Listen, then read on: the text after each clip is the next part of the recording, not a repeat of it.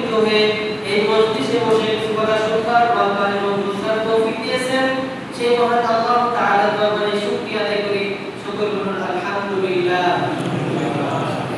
দুরূদ সালাম বর্ষিত হোক আপনার আমার নবী, প্রিয় নবী, মানবতার নবী, সর্বশেষ নবী এবং সর্বশ্রেষ্ঠ নবী জনাব মুহাম্মদুর রাসূলুল্লাহ সাল্লাল্লাহু আলাইহি ওয়াসাল্লামের উপর। প্রিয় হাজিরিন, আমি আমার আলোচনার শুরুতে সূরাতুল মুমিনুনের 3টি আয়াত তেলাওয়াত করেছি। এই 3টি আয়াতের উপর আলোচনা করব যতক্ষণ চাই ইনশাআল্লাহ।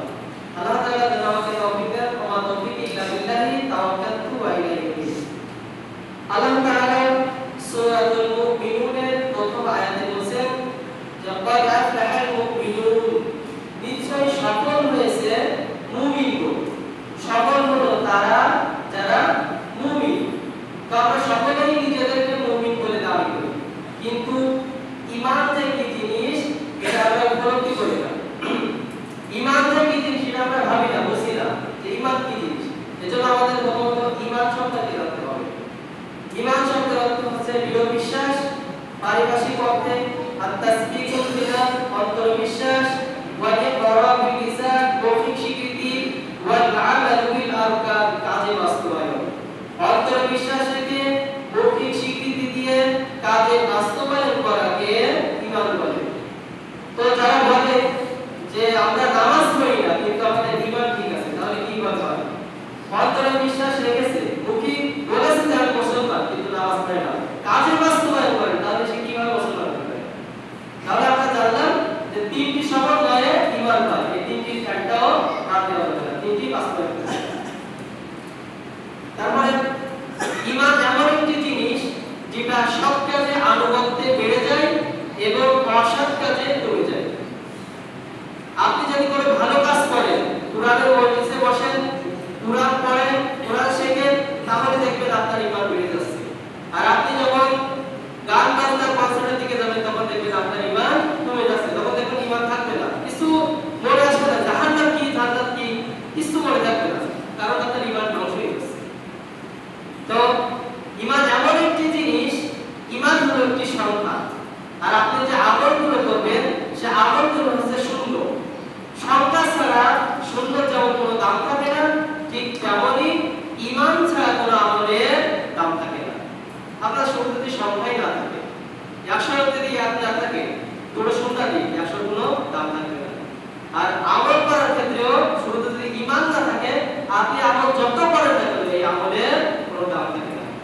এজন্য রাসূল সাল্লাল্লাহু আলাইহি ওয়াসাল্লাম বলেছেন, আখলিস দীনাকা ইয়াকফিকাল আমালুল কলিল। তোমার ঈমানকে খাঁটি করো, তাহলে অল্প আমলে নাজাতের জন্য যথেষ্ট হবে। প্রথমত ঈমান যদি খাঁটি থাকে, তাহলে আমল যদি অল্প হয়ে থাকে, তাও নাজাতে যাওয়ার জন্য যথেষ্ট হবে ইনশাআল্লাহ। তো ঈমানের ভিতরে শিরক প্রবেশ করলে কি হয়? আমরা জানি যে দুধের ভিতরে যদি বিষ মিশানো হয় তাহলে দুধ নষ্ট হয়ে যায়। দুধের ভিতরে যদি চারা মিশানো হয়, গরুর চারা মিশানো হয়, তাহলে ওই দুধ আমরা খাই না, কারণ দুধ নষ্ট হয়ে যায়। আমরা জানি উযু করার পরে যদি বাইমিশ্র বের হয় তাহলে উযু ভেঙে যায়, এটা আমরা জানি। কিন্তু জানি না যে ঈমানের ভিতরে যদি শিরক প্রবেশ করে তাহলে ঈমান নষ্ট হয়ে যায়, এটা আমরা জানি না। এই ব্যাপারে আল্লাহ তাআলা সূরাতুল মাইদা 5 নম্বর আয়াতে বলেছেন, ওয়া মান ইয়াকফুর বিল ঈমানি, যে ব্যক্তি ঈমানের সাথে কুফরি করবে, ফাকাদ হাবিতা আমালুহু, তার যাবতীয় আমলগুলো নষ্ট হয়ে যাবে। ওয়া হুয়া ফিল আখিরাতি মিনাল খাসিরিন, এবং সে পরকালে ক্ষতিগ্রস্তের অন্তর্ভুক্ত হয়ে যাবে, অর্থাৎ জাহান্নামীদের অন্তর্ভুক্ত হয়ে যাবে। তাহলে এই কোরআনের আয়াত থেকে প্রমাণিত হয় যে ঈমানের ভিতরে কোনো প্রকার শিরক প্রবেশ করা যাবে না, তাহলে ঈমান ধ্বংস হয়ে যাবে।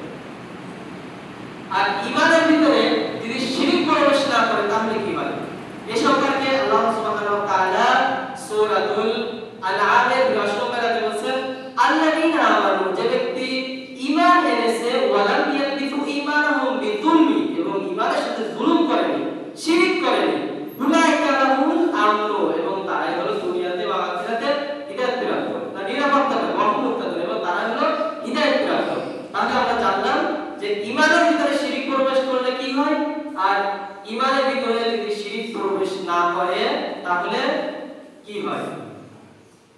তো আমাদেরকে খেয়াল রাখতে হবে যে ঈমান